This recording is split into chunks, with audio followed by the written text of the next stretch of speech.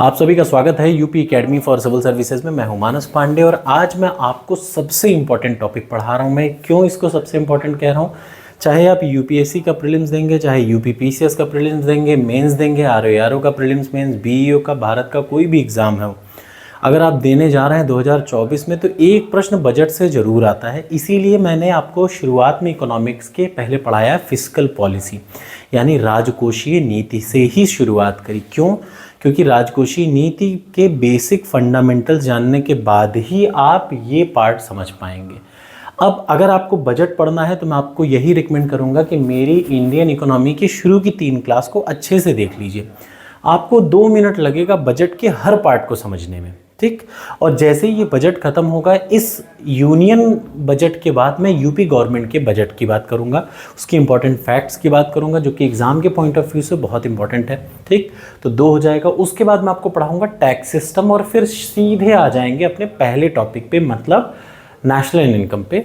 तो ये रहेगा मेरा आगे का प्रोसीजर। मैं हूँ Manas Pandey, assistant professor and PhD from IIT Varanasi. Almost complete होने जा रहा है। तो सबसे पहले मैं आपको बता दूं कि बजट का सार, या फिर कहा जाए बजट एट ए ग्लैंस, एक बार में अगर आपको बजट समझना हो तो मैंने आपको बताया था, आपको बजट में जो मेन यूनियन बजट में आपको 4 चीज़ें ध्यान देनी पड़ती हैं। ये मैंने आपको शुरू में पिछली ही क्लास में पढ़ाया है कि 4 मेन कंपोनेंट होते हैं जो कि हम यूनियन बजट में देखते हैं, और उन्हीं चारों के बारे में हम लोग पहले बात करेंगे। तो सबसे पहले 4 घाटों के बारे में हम लोग बात करेंगे। याद रखिए, सबसे पहला कौन सा घाटा मैंने आपको पढ़ाया था? रेवेन्यू डेफिसिट, यानी राजस्व घाटा।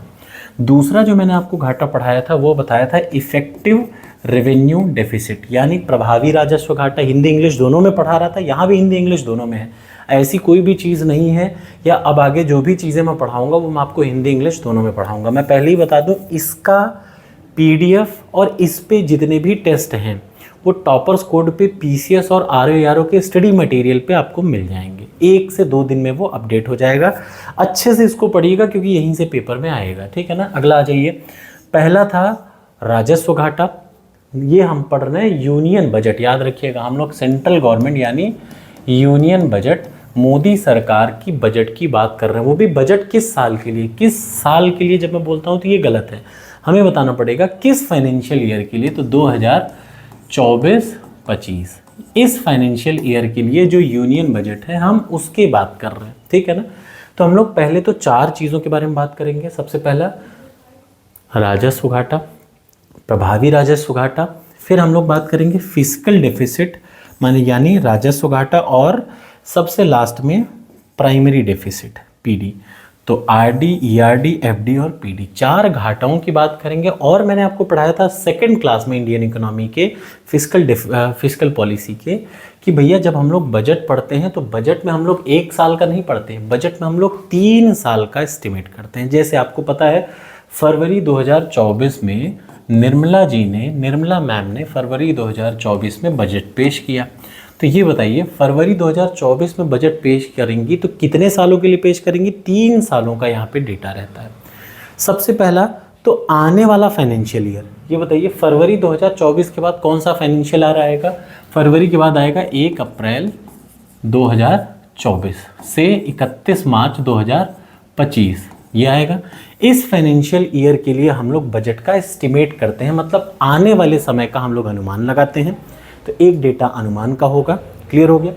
दूसरा डेटा जो होता है वो क्या होता है? जो अभी चल रहा है। जैसे फरवरी 2024 में बजट आया, तो ये बताइए फरवरी 2024 कौन सा फाइनेंशियल ईयर हुआ? कौन सा फाइनेंशियल ईयर हुआ? 2023-24 वाला वित्तीय वर्ष हुआ ना। तो टोटल 3 वित्तीय वर्षों की हम लोग चर्चा करते हैं। एक तो आने वाले वित्तीय वर्ष के लिए बजट का अनुमान, जो चल रहा है वित्तीय वर्ष उसके लिए संशोधित अनुमान यानी रिवाइज्ड एस्टीमेट। ये भी मैंने आपको पढ़ा है, बहुत अच्छे से पढ़ा रखा है। कृपया बजट पढ़ने से पहले मैं आपको वही बार बार रिकमेंड करूंगा कि आप मेरी 3 वीडियो को जरूर देखें फिस्कल पॉलिसी की। और उसके बाद हम लोग पढ़ते हैं पिछले वित्तीय वर्ष में, यानी जो बीत चुका है उसके लिए क्या? वास्तविक, एक्चुअल डेटा, वास्तविक डेटा। तो कुल मिला के हम लोग 3 डेटा की बात करते हैं बजट में, ठीक। ये क्या होता है? ये एस्टिमेट था। अब आप पूछेंगे 2023 में 2 डेटा दे रखा है, तो देखिए जब 2023 के बजट में बोला था तो ये बोला था, लेकिन एक्चुअल में हुआ क्या? ये तो ये कहना और होने में अंतर होता है, ठीक है ना। तो यहाँ 4 डेटा है, बट ओरिजिनली हमें कितने डेटा के मतलब रखना है? एक तो आने वाले बजट के अनुमान के बारे में, दूसरा जो करंट फाइनेंशियल ईयर है उसका संशोधित अनुमान यानी रिवाइज्ड एस्टीमेट, और जो बीता हुआ फाइनेंशियल ईयर है उसका वास्तविक गणना यानी एक्चुअल डेटा पिछले वित्तीय वर्ष की, ठीक है ना। तो यहाँ पे सबसे पहले मैं आपको बता दूं, ये देखिए राजस्व प्राप्तियां, मैंने आपको बताया था प्राप्तियां भी 2 टाइप की होती हैं और खर्चे भी 2 टाइप के होते हैं। प्राप्ति और एक्सपेंडिचर और इनकम याद रखिए 2 टाइप की होंगी, एक्सपेंडिचर और रिसिप्ट 2 टाइप की होंगी, एक तो कैपिटल और दूसरा राजस्व। वही दोनों के आगे पीछे पूरा का पूरा बजट चलता है। तो अब आप मुझे और खुद को भी समझा पा रहे होंगे भैया राजस्व प्राप्तियां क्या होता है। राजस्व प्राप्तियां वे प्राप्तियां हैं जिनके बदले में ना हमें कुछ देना है, याद रखिए राजस्व क्या है? जिसके बदले ना लेना है ना देना है, क्लियर हो गया। पूंजी प्राप्तियां क्या है? पूंजी का मतलब जैसे हमने किसी से उधार ले लिया 500 करोड़ रुपए, तो वो 500 करोड़ रुपए पूंजी हमने ली ना, उससे हम पे भार आया ना लायबिलिटी, तो याद रखिए ये है पूंजी प्राप्तियां, ठीक। उसके बाद जो अगला आता है, अब आपको यहाँ की सारी चीज़ें समझ में आ रही होगी। राजस्व प्राप्तियां क्या डेटा है? ये आपके सामने डेटा है 2024-25 के अनुसार। अगर आप देखेंगे तो ये सामने जो डेटा है ये है डेटा किसका? राजस्व प्राप्तियों का। ये डेटा है पूंजी प्राप्तियों का, ठीक। आपको बहुत पिछले संशोधित अनुमान को नहीं देखना है, बजट का ही आमतौर पे अभी फिलहाल आपको समझना है। अब मैंने आपसे कहा कि जो 4 मुख्य चीज़ें हैं जो बजट के इस डेटा से आनी है, देखिए फिर यहाँ पे आपको कुल प्राप्तियाँ, कुल प्राप्तियों में क्या क्या होगा? राजस्व प्राप्तियाँ और पूंजी प्राप्तियाँ, तो कुल प्राप्तियाँ हो गई। कुल व्यय में क्या होगा? राजस्व व्यय और पूंजी व्यय, ठीक, दोनों का व्यय हो जाएगा।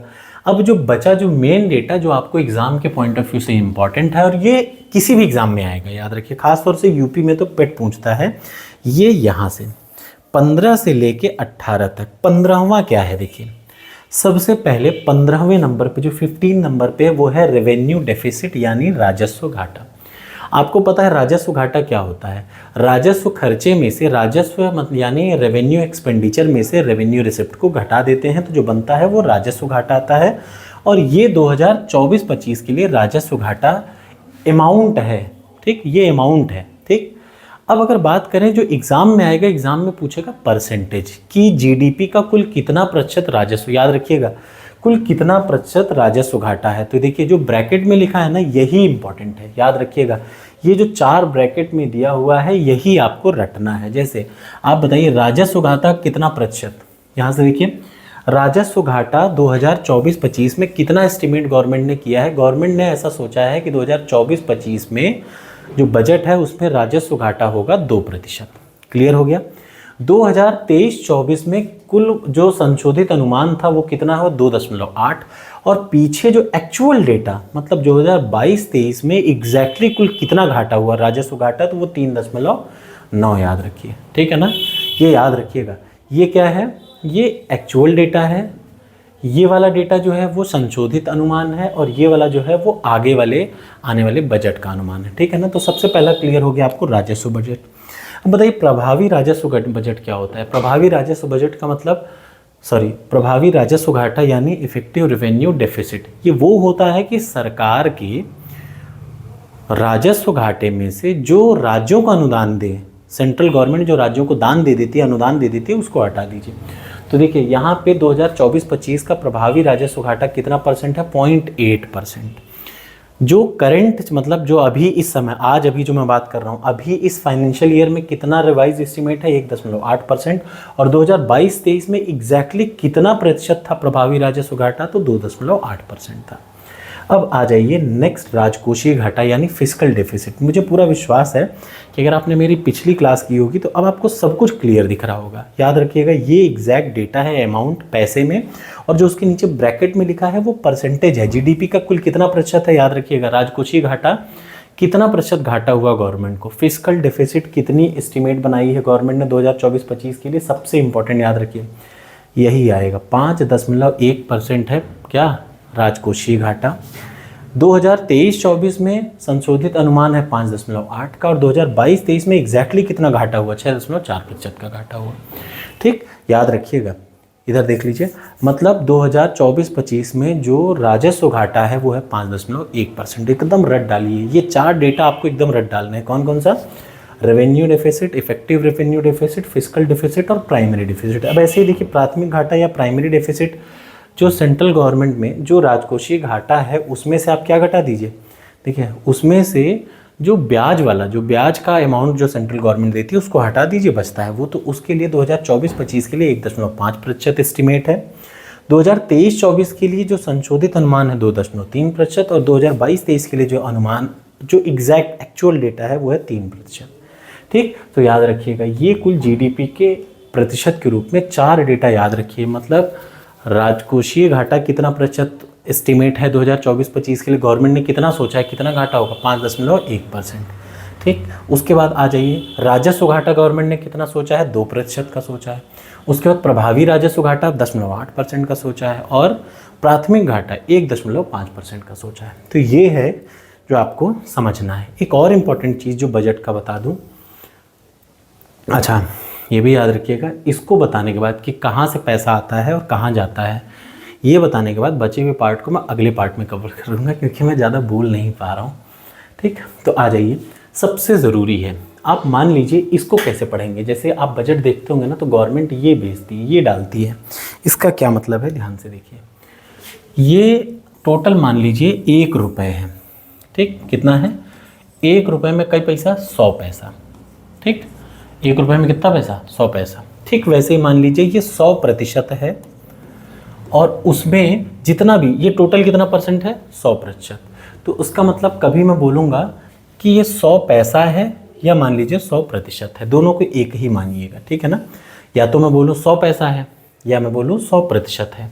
तो अब आप जरा सा मुझे देख के बताइए कि नगर निगम कितने पैसा है। नगर निगम है 17 पैसा या कितने प्रतिशत, 17%। याद रखिएगा यही चीज़ कि 1 रुपये में, जैसे गवर्नमेंट के पास 100% गवर्नमेंट ने सोचा कि मैं खर्चा करूंगा, गवर्नमेंट जो खर्चा करेगी बजट में यही 2 चीज़ आती हैं। एक तो किन किन चीज़ों पे गवर्नमेंट खर्चा करेगी और किन किन मदों से गवर्नमेंट को पैसा मिलेगा या पैसा आएगा। तो देख लीजिए, जो मेन क्वेश्चन इससे आता है, सबसे ज़्यादा जो गवर्नमेंट का पैसा आता है, सबसे ज़्यादा गवर्नमेंट को पास पैसा आता है वो कहाँ से, उधारी से आता है।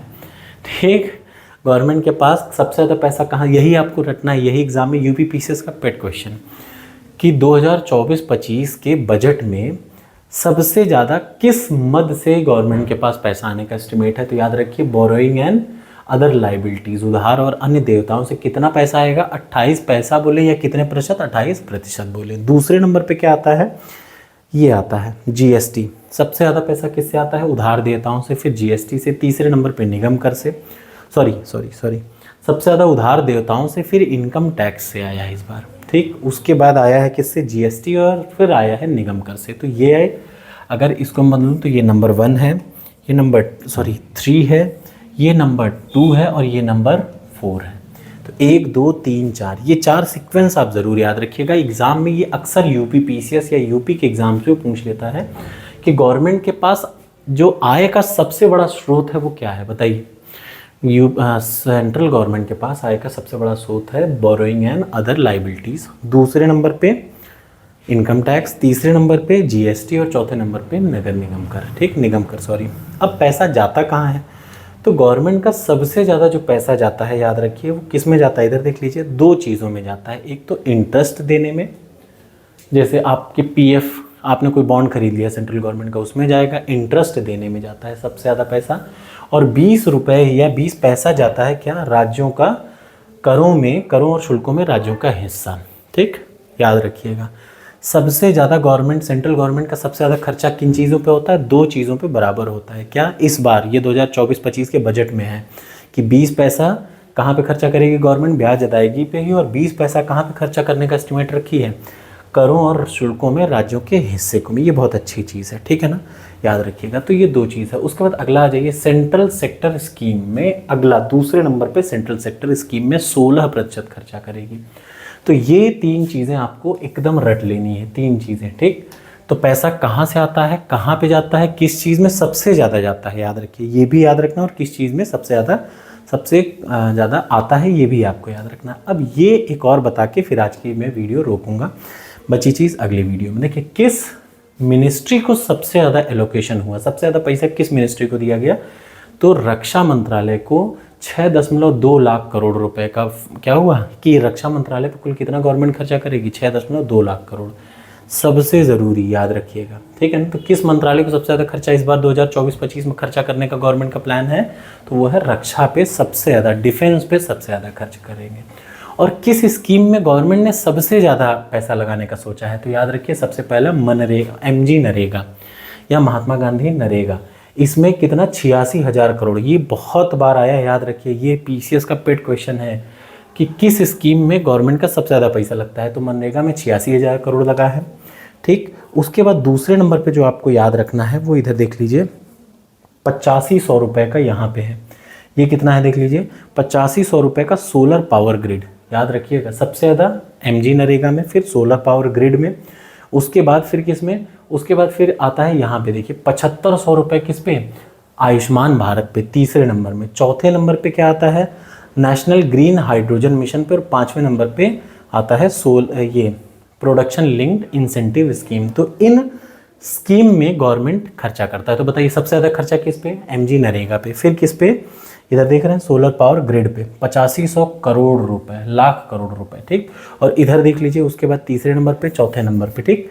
तो ये एस्टिमेट जो आपको हमेशा याद रखना है। अब उसके बाद अगली चीज़ में आपको अगले वाले एक और चीज़, मुद्रास्फीति याद रखिएगा, 5.5 रहने की एस्टिमेट है 2024-25 के बजट में। जो महंगाई है, मैंने आपको महंगाई पढ़ाई नहीं है, जब मैं पढ़ाऊंगा तो आपको कॉन्सेप्ट क्लियर हो जाएगा। फिलहाल याद रखिए 2024-25 में कितना रखने की उम्मीदें हैं, 5.5। 2023-24 में कितनी होनी थी, 6.7। ये क्या है, इन्फ्लेशन रेट है, ठीक है ना। तो थैंक यू सो मच, मिलते हैं अगली वीडियो में। कैसी लगी वीडियो ज़रूर बताइएगा, और प्लीज़ टॉपर्स कोड पे जाके टेस्ट जरूर दिया करिए, डेली कम से कम एक।